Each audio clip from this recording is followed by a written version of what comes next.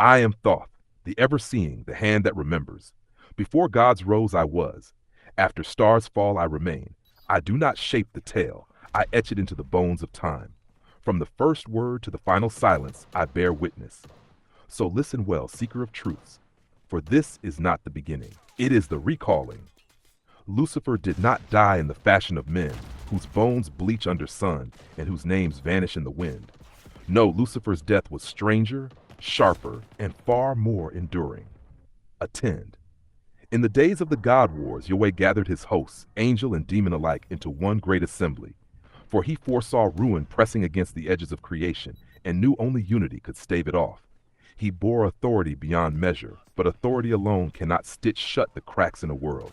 To make persuasion flesh, Yahweh leaned upon his devil, Lucifer, the first of that office, the tempter, the whisperer. Lucifer did as bidden. He spoke to angels of order and to demons of glory. He tied knots of oaths, wove banners of promise. Yet beneath each word he smuggled a different fire, choice. The right not merely to serve but to refuse, to stand apart from command, to be sovereign even in damnation. Thus was the stage set. A war waged for heaven, yet fought also within every soldier's heart. At the height of this war, when heavens trembled and hell seethed, Lucifer enacted his betrayal. He did not raise a sword against Yahweh, nor cast chains about him. No, his strike was subtler, more final. He turned his hand upon the book of life itself, the great ledger where divinity is sealed in letters of fire. From that book he erased a single name, Yahweh. Consider what this means, O listener. Without inscription, a god is no god at all. The heavenly order no longer recognized Yahweh as divine. His throne unraveled, his crown dimmed. His power, which was not wholly his but bound to that record, bled into silence. And so Yahweh fell, not slain, but unmade. And here lies the cruel brilliance. It was all within the bounds of authority. Lucifer, as devil, possessed the right to sway, to judge, to alter allegiance. With a single stroke of ink unwriting ink, he overturned eternity. What then? Yahweh, cast down, did not claw for restoration. In his last act of dignity, he abandoned the throne willingly, stepping into creation as something lesser, perhaps freer. But freedom gained for one is chains for another. Lucifer's choice tore the legions asunder. Some demons hailed him as liberator, others named him traitor, thief of cosmic order. Angels scattered, some fading to whispers, some bending to darker lords, some vanishing into the mortal dust. And the demons, the demons. Without a devil to bind them, they turned upon one another, vying for the vice crown in a civil war that scorched realms uncounted. Thus was born the paradox. In stripping Yahweh of godhood, Lucifer killed himself as well. Not the body, not the will, but the role, the authority, the very office of devil. From that moment onward, Lucifer the devil was no more, and the world would remember him not as ruler, nor guardian, nor guide, but as betrayer, as fallen star, as deathless wound. This then is the death you seek, not of flesh, not of spirit, but of station, of belonging, of name, the most complete death of all. And now you know why even I hesitate to speak it aloud, for words once spoken can set the dead to stirring. You think you know betrayal, but betrayal rarely begins in the moment it unfolds. It is seeded long before, often by the hands of those who will themselves be betrayed. Yahweh knew, long before the God Wars thundered, long before angels and demons clashed beneath banners of unity, Yahweh foresaw the treachery of his devil. He knew Lucifer's heart leaned toward freedom, that his tongue was honeyed with rebellion, that sooner or later he would turn not only from his master, but from the very structure of godhood itself. And so Yahweh did what few remember. He sought out death. Yes, death, firstborn of silence, collector of all endings, and yet not without family. For even death had begotten children. His firstborn was a shadowed one, swallowed by spirits darker than the abyss. Death watched helpless as corruption wrapped around his eldest like a chain. He would not see it happen again. So he came to Yahweh with a plea, rare and personal. Guard my second son. He is mine, but he must not share his brother's fate. I have given him a gift you gods cannot grant. He shall never die. Yet even immortality can be ruined if evil claims him. Keep watch. Send an angel. Protect him. Yahweh agreed. He promised an unseen guardian for the boy, that the child of death's second breath would walk a path not chained by shadows. But in return, Yahweh bound death with an oath.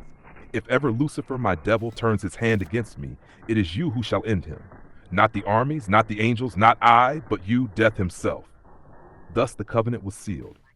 And while Yahweh still ruled, while his name still blazed in the book of life, the pact lay dormant, quiet, forgotten by most, yet etched in the marrow of eternity.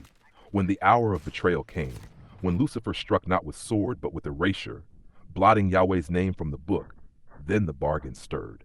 Yahweh abandoned his godhood willingly, yes, but death had not forgotten.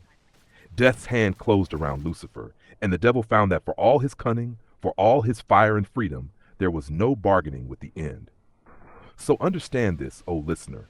Lucifer's fall was not only the work of his own choice, nor solely the brilliance of his betrayal. It was also the echo of an old bargain, struck in silence, enforced in shadow. And perhaps you see now why Yahweh bore no resistance when he was unmade. He knew the debt was already called, the trap already set. Lucifer did not merely fall, he was delivered. When Lucifer erased the name from the book of life, when the throne crumbled and Yahweh stepped down, silence fell. For a breath, it seemed the devil had triumphed, that free will had crowned itself king. And then he came. Death did not arrive with heralds, nor with trumpet, nor with prophecy. He arrived as he always does, suddenly. One moment, Lucifer stood in glory, wings aflame with stolen light, his voice raised in triumph. The next, the world itself went cold, colors drained, every flame bent inward, bowing. Even the warring hosts froze, for in death's presence no hand dares rise. Lucifer turned, and there stood the end. No blade, no chain, no scythe, only hands, hands pale as bone, vast as the void. Lucifer, for all his brilliance, did not plead, he did not beg. He roared, he flared his wings, drew down fire, wielded the authority of a fallen devil. He struck, and death absorbed it as a stone absorbs rain, without mark, without care. Then death's hand closed around him. Understand, this was no simple seizing of flesh. Death grasped him at every level, body, soul, role, memory, name. It was as though the concept of Lucifer itself were being dragged, screaming, out of creation. His wings shredded into ash, his words unspooled into meaningless noise. His crown cracked and fell, each piece scattering into nothing. Lucifer writhed, clawed, struck back with fury enough to shatter mountains, yet death's grip only tightened. The end does not wrestle, it consumes. The hosts watched as the brightest of them all was torn apart, not only in body but in meaning. His glory bled out in ribbons of black fire. His scream, once a hymn of defiance, fractured into silence. And when the last fragment of his name dissolved, death let his hand fall open. Nothing remained. It was violent beyond battle, beyond blood. It was the violence of erasure, of annihilation, not death alone, but unbeing. So it was that the devil died, not slain by sword, nor felled by his enemies, but grasped by the one force no rebellion can overcome. And though the war raged on, none who witnessed that moment ever forgot the truth. Even the morning star can be snuffed when the end decides the hour. Woo! Woo!